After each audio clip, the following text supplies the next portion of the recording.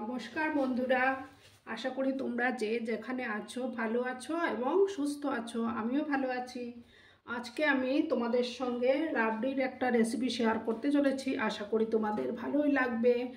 তাহলে দেখতে থাকো আমি কিভাবে সেটা তৈরি করি। আমি প্রথমে গ্যাসটা জ্বালিয়ে দেব। গ্যাসটা জ্বালিয়ে দিলাম। আমি এখানে দুধটা আগে একটু জাল করে নিয়েছিলাম, তো এখন আবার বসিয়ে দিলাম দুধটা।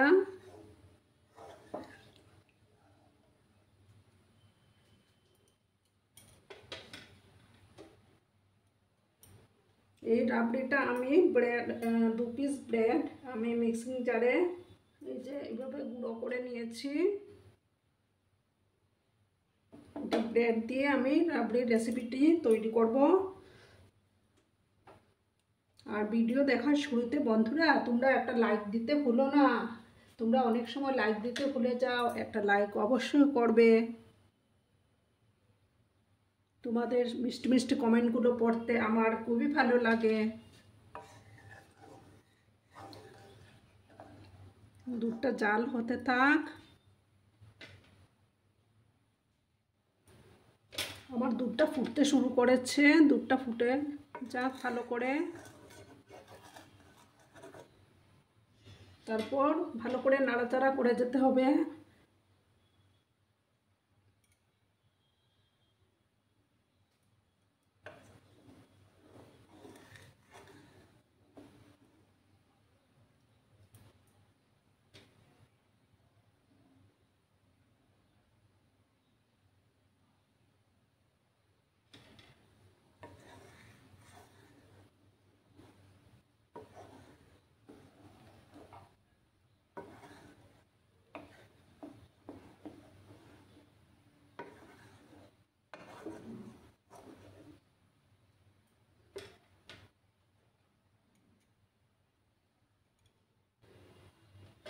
এইভাবে ভালো করে নাড়াচাড়া করে নেব।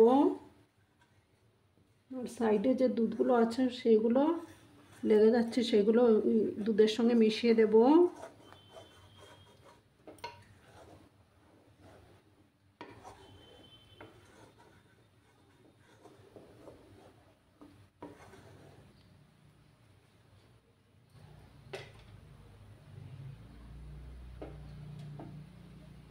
চুলার আঁচটাকে আমি হাই করে রেখেছি। ভালো করে জাল করব।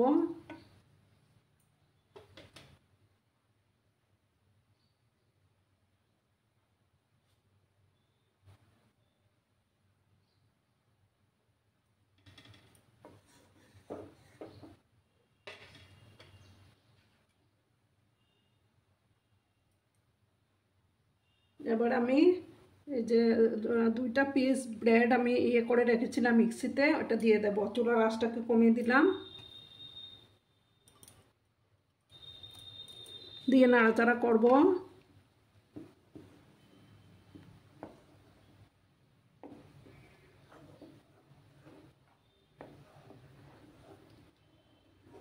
চুলার আঁচটা কিন্তু কমানোই আছে। এবার আমি 20-25টার মতো কাজু বাদাম গ্রাইন্ডারের মধ্যে গ্রাইন্ড করে নিয়েছিলাম, সেগুলো দিয়ে দিচ্ছি।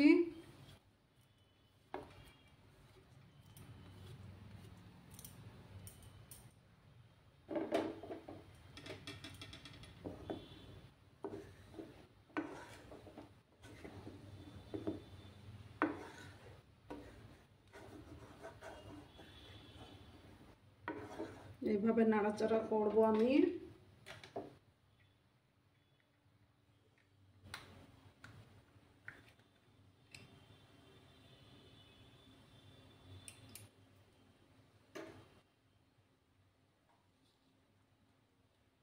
এবার আমি এটার মধ্যে কেশর দিয়ে দিলাম।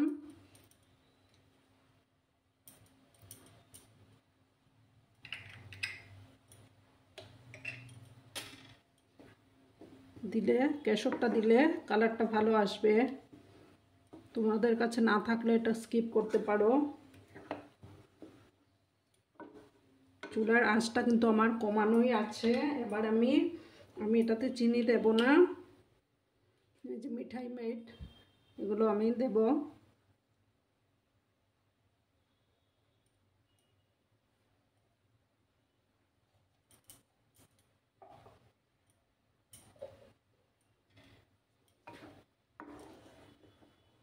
কারণ মিঠাই মেটে অনেক মিষ্টি থাকে, আর চিনি দেওয়ার দরকার পড়বে না।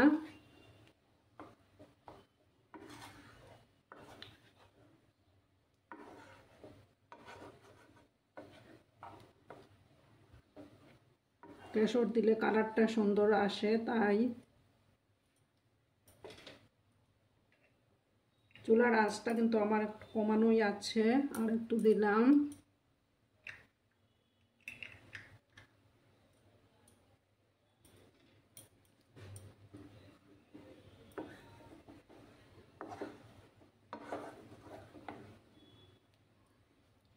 ভালোভাবে আবার জাল করে নেব।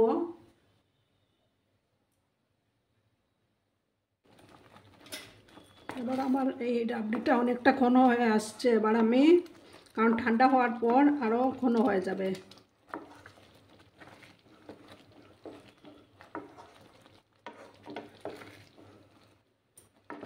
তার জন্য আমি এবার গ্যাসটা বন্ধ করে দেব। গ্যাসটা বন্ধ করে দিলাম। এবার আমি সার্ভ করব।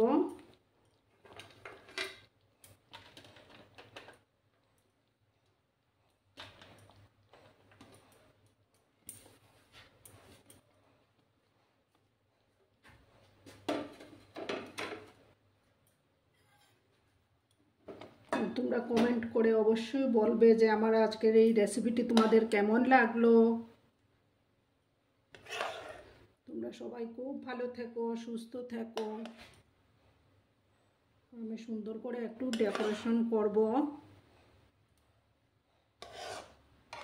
এবার তাহলে আমি বিদায় নেব। তোমরা সবাই খুব ভালো থেকো। টাটা।